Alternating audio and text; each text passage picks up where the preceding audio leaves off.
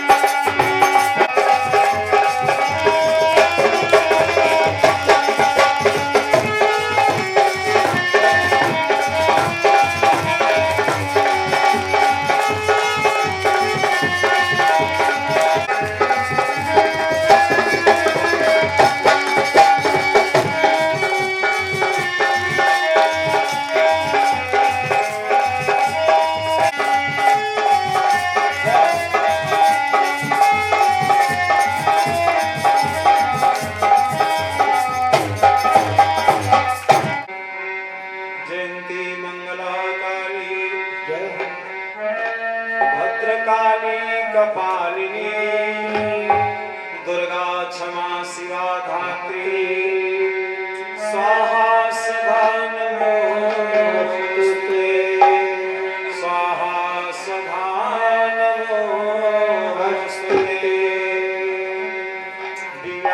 बजाती मंद मंद मुस्काती चार जय शारदा विशारदा को प्रथम मनाऊं मैं दूजे दुख हार सिद्धदायक विनायक को चरण सरोज रज शीस पे चढ़ाऊं मैं चूमी पद पद्म गिर नंदनी के संगो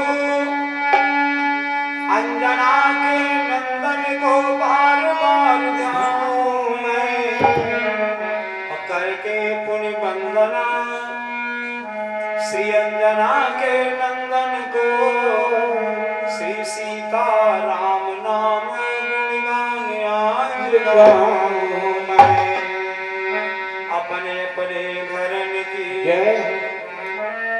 सबका हूँ को पीर तुम ही पीर सब घरन की धन्य धन्य रघुवीर सेवा भाव ते मुग्ध भय श्री राम ऐसे श्री बजरंग को बारंबार प्रणाम जय जय श्री राधा रमन जय जय जय नवन किशोर जय गोपी चित चोर प्रभु जय जय माखन चोर जय जय माखन चोर बोले कन्हैया लाल की जय अयोध्या राम लला की जय वीर बजरंग बली की जय शंकर भगवान की जय सर्वा माई की जय प्रेम से बोले काली मैया की जय बोले सतगुरुदेव भगवान की जय परम श्रद्धे प्रकाश में पुत्र श्री सतगुरुदेव भगवान वंदनीय स्वामी श्री सुखदेव जी महाराज इस आयोजन में पधारे हुए समस्त वैदिक मंडल रात्रिकालीन बेला में पुनः दर्शन दे रहे संतोषित उद्धव मैत्री सदृश से सुधीर श्रोता महानुभाव भक्ति स्वरूपा देवी तथा प्यारे बच्चों दो बार सब लोग प्रेम से प्रभु नाम संकीर्तन बोलेंगे आगे जैसे नारायण की कृपा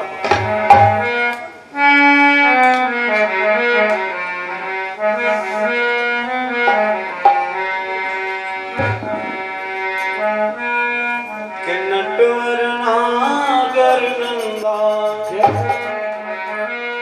नटवर नागर नंदा भजोरे मन गोविंदा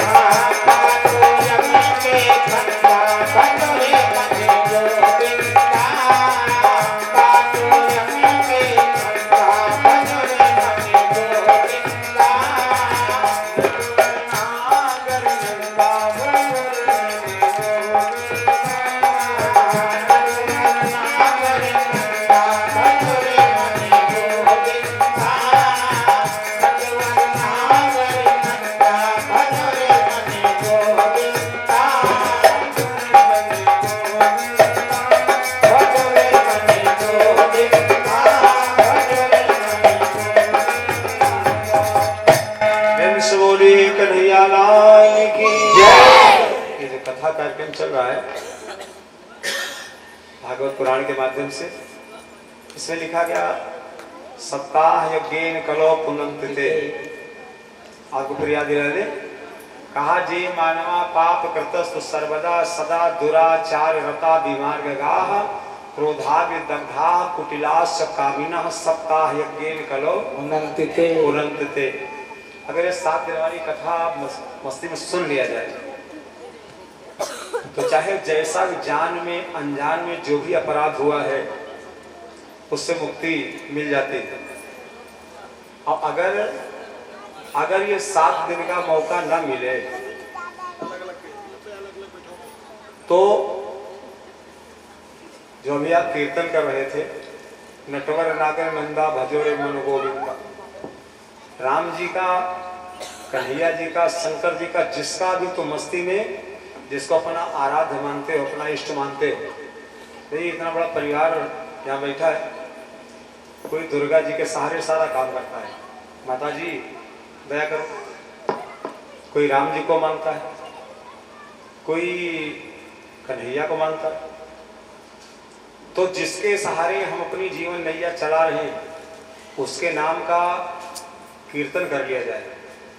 कलो केशव कीर्तनान, इस कलिकाल कलयुग में सबसे बड़ी छूट मिली है। इतनी बड़ी कथा जो व्यास ने लिखा, स्वामी सुखदेव जी ने राजा परीक्षित जी को सुनाया। आप सब बिल्कुल समय निकाल के बैठे कथा सुनने के लिए। इसमें राजा परीक्षित इस कलिकाल कलयुग को जगह न देते, आज ना होता दुनिया, क्योंकि उस समय महाराज परीक्षित सक्षम थे और समर्थ का नहीं दोष गोसाई रवि पावक सुरसर की नाई। अगर अभी किसी एक गरीब व्यक्ति से कोई अपराध बन जाए तो घर से लेकर के गांव समाज सब कहते हैं उसने बहुत अपराध कर दिया। लेकिन वही अगर किसी बड़े आदमी से हो जाए तो 4 लोग उस पर इकट्ठे होकर बात करते हैं, अरे भाई क्या गलत हुआ। अब 10 लोग घेरे असलाह लिए खड़े थे, अपने बचने के लिए उसने तो फायर कर दिया। जो सक्षम होता है, समर्थ का नहीं दोष गोसाई रवि पावक सुरसर की नाई, गंगा जी में स्नान करो। स्नान करने जाते गंगे तो दर्शनार्थ मुक्ति लिखा है। जिन गंगा के दर्शन करने से जीव को मुक्ति मिल जाती है, उन्हीं गंगा जी में लोग क्या क्या फेंक देते हैं।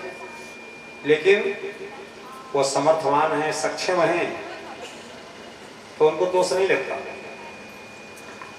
वैसे राजा परीक्षित चाहते थे कलिकाल कलयुग को समाप्त कर देते। उसने जब उससे पूछा था तुम्हारे युग में क्या होगा, तो कहा पापाचार, अत्याचार, दुराचार, भ्रष्टाचार।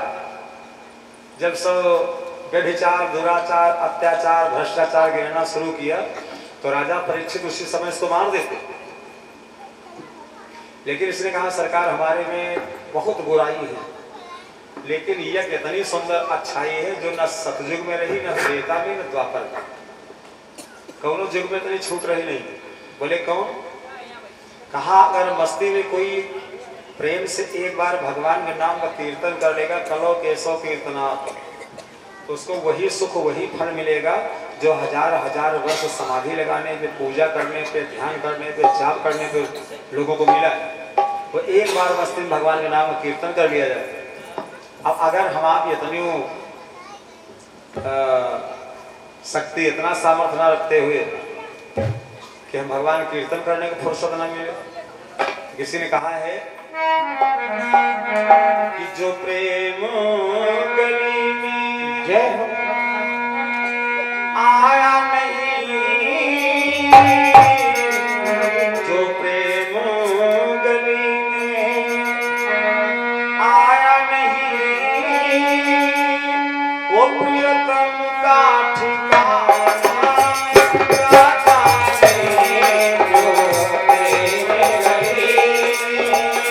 आया नहीं प्रियतम का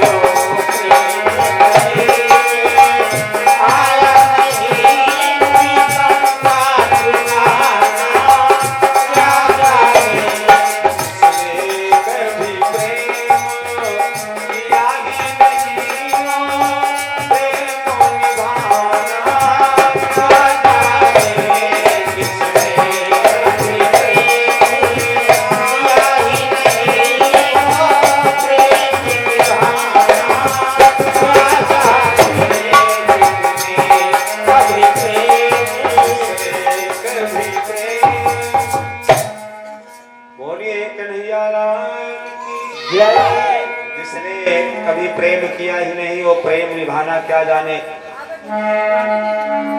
मीरा थी दीवानी मोहन की घनश्याम की दीवानी मीरा रही, लेकिन संसार दीवाना क्या जाने, क्या जाने। भगवान की पावन कथा जो आप दिन के बेला में सुन रहे थे, आप थोड़ी चर्चा उधर हो जाए। 8 साल की आयु में भगवान ने ब्रज की सारी कहानी समाप्त किया। तो चाहे माखन चोरी रही, चाहे महारास, चाहे गोपी चीरहरण, जो भी कथा आप सुना करते हैं। और भागवत भगवान की एक से एक विचित्र कथा है कि जिसमें अगर मन लग जाए तो फिर ये मन दूसरे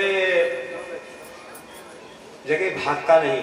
बस केवल आवश्यकता एक बात की है, मन को रोका जाए तो कैसे रोका जाए। कहा मन को अगर रोका जा सकता है तो ज्ञान से, और इसको रोकने की कोई दवा है नहीं।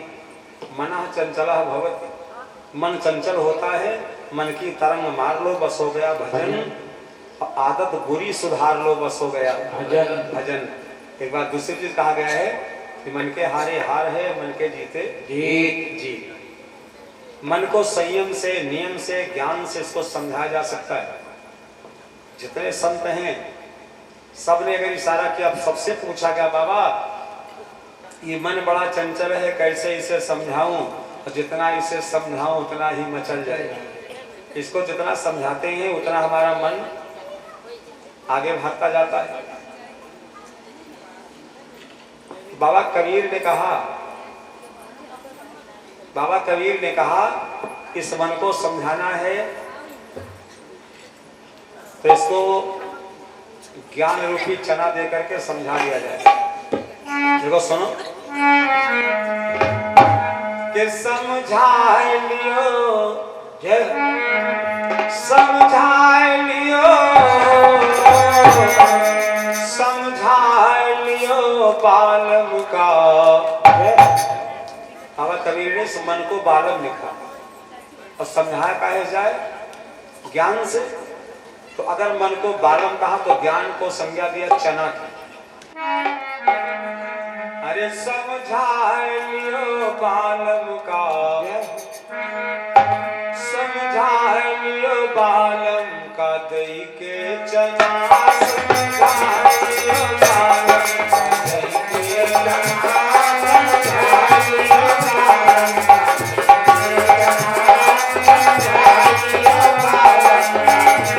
समझा लियो बालम का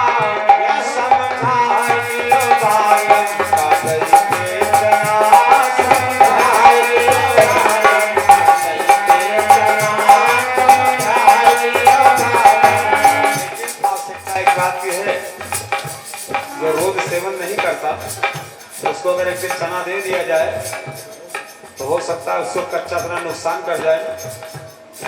तो कहा कच्चा चना मत दो, बोले तो उसको अच्छे कुशल भुजवा के यहाँ जाकर के चना को पहले भुजवा लो। तो कुशल भुजवा मिलेगा कहाँ, बोले सुने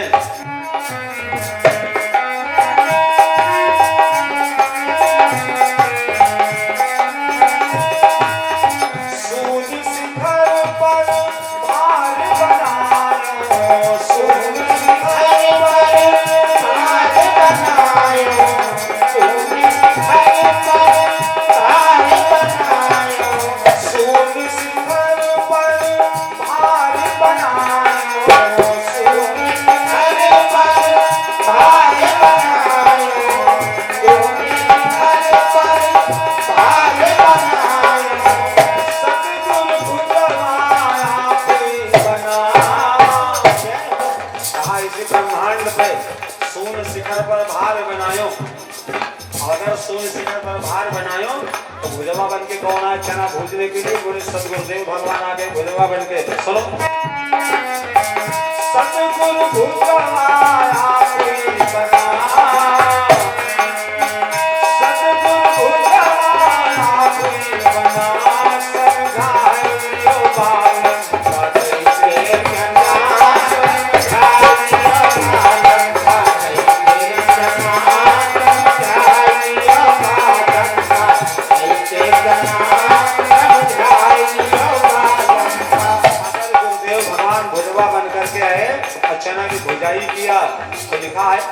कृष्णा दुई दाल बनायो, इतनी सुंदर हो जाई किया कि उसके दोनों एक दाल इधर और एक इधर, एक बड़े दो हिस्सा कर दिया उस चने के। और नाम क्या दे दिया?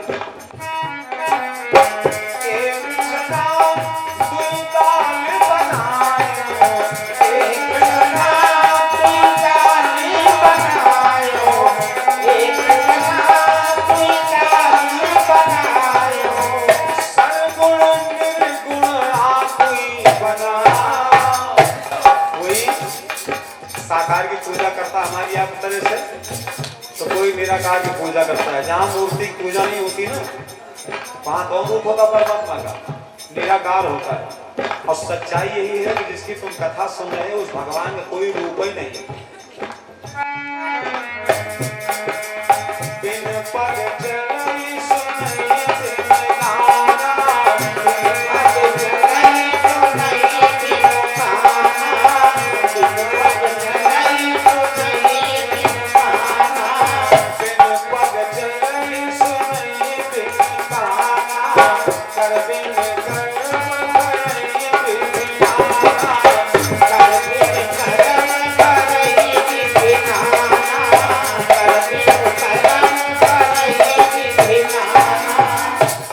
चले सुने टिकाना, चले हम आप यहाँ बैठे घर में मंदिर बनाए।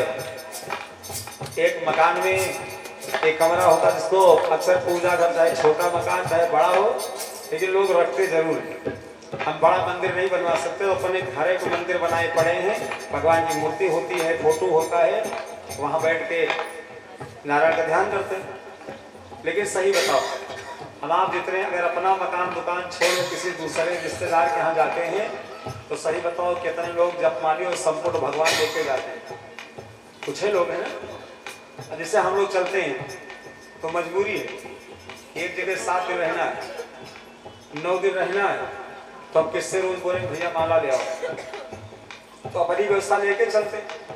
लेकिन जो नहीं लेके चलते वो जब जाते हैं आदत बनाए हैं कि स्नान करेंगे तो चाय पिएंगे, 1 लोटा सूर्य नारायण भगवान को हम जल चढ़ाएंगे तो चाय पिएंगे, ठीक है ना। अब बदरी हो गई, मान लीजिए सूर्य भगवान के दर्शन नहीं हो रहे हैं, तो बताओ जल चढ़ाते हो कि नहीं? चढ़ाते हो ना, वो दिखाई नहीं पड़ते, लेकिन हम उनका ध्यान करके बड़े प्रेम से उनको जल देते हैं और नमस्कार करते हैं। तो मतलब धीरे धीरे साकार मूर्ति की पूजा करते करते हमको ये ज्ञान हो जाता है कि हम जहाँ चाहेंगे हमारा भगवान वहीं मिलेगा।